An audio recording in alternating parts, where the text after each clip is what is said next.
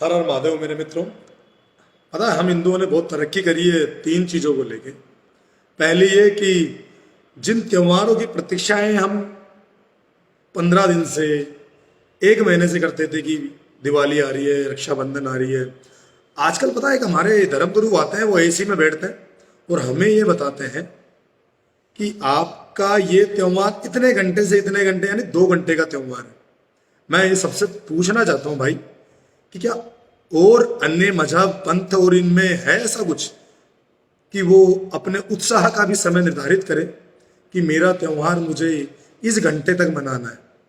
पता है जो ये सद्भावनाएं थी, समाज एकत्रित होते थे, परिवार एकत्रित होते थे, आजकल इन लोगों के कारण कि दिवाली पूजन का समय ये निर्धारित कर दिया सब। यानी मैं बात करता हूँ आज से 30 साल 35 साल पहले की, जब हम छोटे थे तो हम प्रतीक्षाएं करते थे कि अगले महीने दिवाली, उसकी तैयारियां अभी से चल रही है। हम रक्षाबंधन की इंतजार करते थे और हमारी बहनें बुआएं रक्षाबंधन के 3 दिन पहले से शुरू होती थी राखी बांधना कि मुझे और भी कहीं जाना है, और 5 दिन 6 दिन तक आगे तक चलती थी कि जब भी समय मिला उनको तो वो हमारे रक्षाबंधन में राखी बांधने आती थी। लेकिन हमारे आजकल धर्मगुरु जो शस्त्र और शास्त्र की शिक्षाएं दे, वो आजकल मठ मंदिर छोड़कर टीवी पे बैठ के बहुत अच्छा ज्ञान देते हैं कि आपका समय ये है, निर्धारित कर लो। कहीं ऐसा नहीं हो रहा कि हम अपने समाज से, अपने परिवार से, हम अपनी दिनचर्या में इन सब चीज़ों से दूर हट रहे हैं। हम अपने बच्चों को समझा ही नहीं पा रहे कि हमारे त्योहार क्यों है, किस लिए है, क्यों मनाए जा रहे हैं। यानी उत्साह का भी समय निर्धारित हमारा तो और कर रहा है, और वही लोग जब हमारे धर्म पे कोई बात आती तो वो मुंह बंद करके बैठे रहते हैं। क्या उन लोगों की बातें हमें माननी चाहिए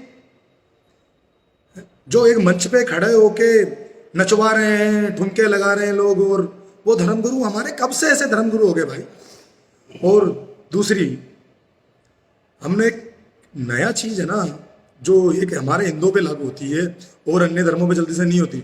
हम अपने आराध्य को, अपने ईश्वर को आजकल जागरणों में भी, या कावड़ की बात करें या अन्य कहीं भी, यानी कोई भीख मांगने आता तो भी वो एक ईश्वर का रूप बना के आ जाता है।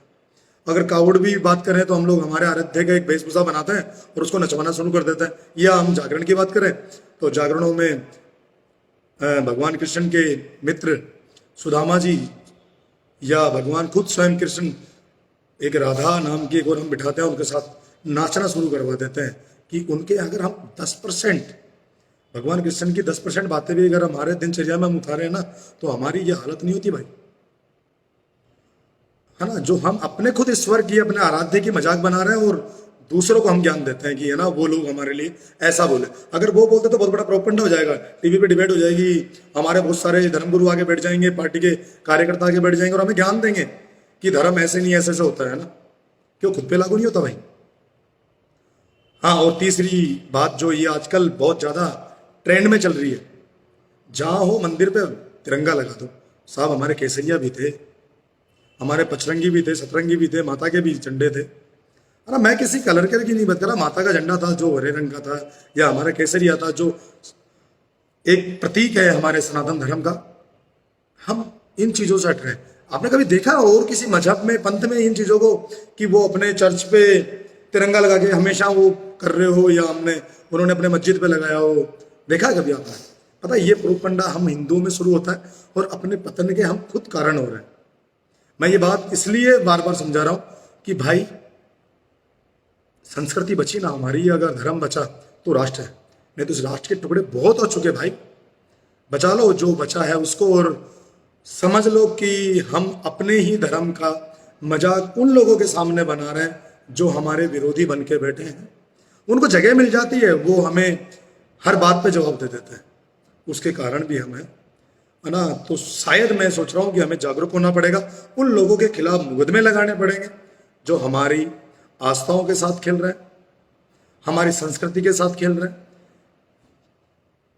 हमें आत्ममंथन करने की आवश्यकता है कि हम दूसरों पे उंगली उठाने से पहले स्वयं पे एक बार देखें। हर हर महादेव, जय सिया राम, वंदे मातरम।